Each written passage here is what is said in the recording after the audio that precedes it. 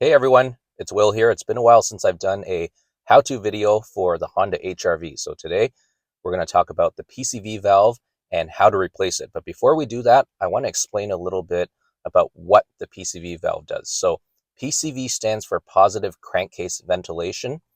And whenever the engine's running and you're burning gas and air is getting sucked in, there's a lot of gases that get produced within the engine. So it's kind of like, when we eat, eventually we burp, there's air, and then when we digest our foods, you get air. So it's kind of the same idea.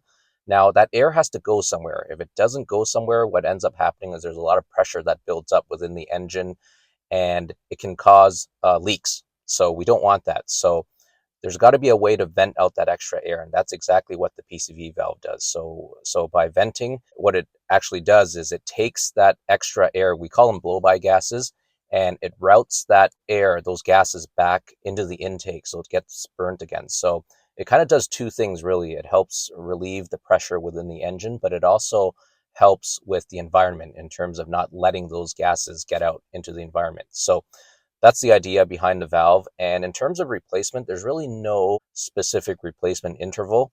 To be quite honest with you, with a lot of newer engines now, in my experience at least, you probably never have to replace it. The only time that you should look at it or maybe inspect it and replace it is if you're having issues like burning oil or if you're getting leaks. Or in my case, I just like having a vehicle in tip-top shape. And if you're an enthusiast like me and you like do-it-yourself stuff to keep your car in tip-top shape, it's never a bad idea to replace it, maybe every 100,000 kilometers or 60,000 miles. So keep watching. I'm going to show you how to do it. It's really easy. Initially had a difficult time finding the valve, but I eventually found it. It's kind of in a weird place, and all you need are the right tools, and it's pretty easy to do. So keep watching. All right, in terms of the tools we'll need for this job, we'll need a pair of pliers with a telescopic head. We'll need a 17 millimeter deep socket. Now I happen to use a 1/2 inch ratchet. You can use a 3/8 ratchet if you don't have a thicker 1/2 inch. You need an extension. This one's 10 inches. And then your ratchet, of course. Then we can't forget, of course, our replacement PCV valve. So I got a genuine Honda one. This is the part number 17130 PND, as in Paul, Nathan, David, A01, made in Japan. I love that.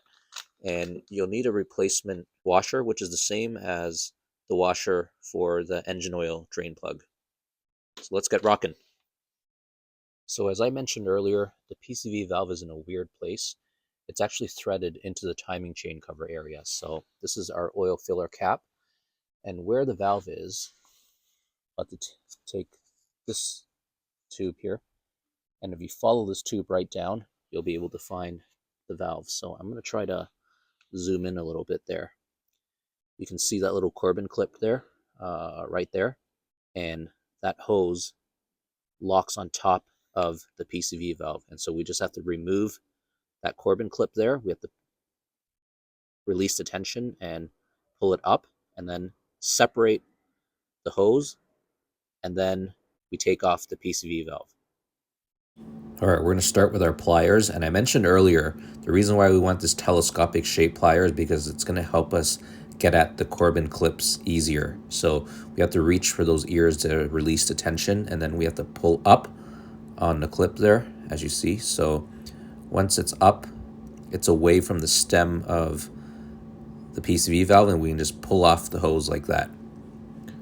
So now we can use our ratchet and remove the PCV valve. So you gotta get it in position. So it is on pretty tight. You gotta give it some power. There we go. So now that it's loose, you can separate the ratchet and then just use the extension to loosen. So once you've loosened it, get the valve out. So that's the old valve there. So you can see there's some oil there.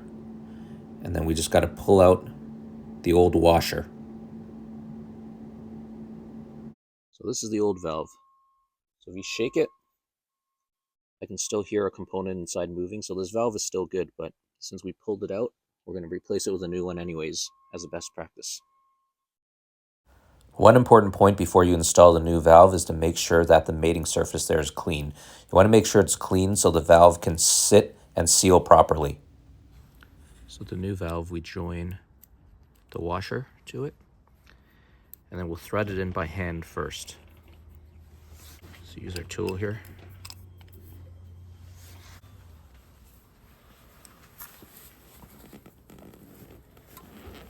Just got to hold the washer tight so it doesn't fall out of place.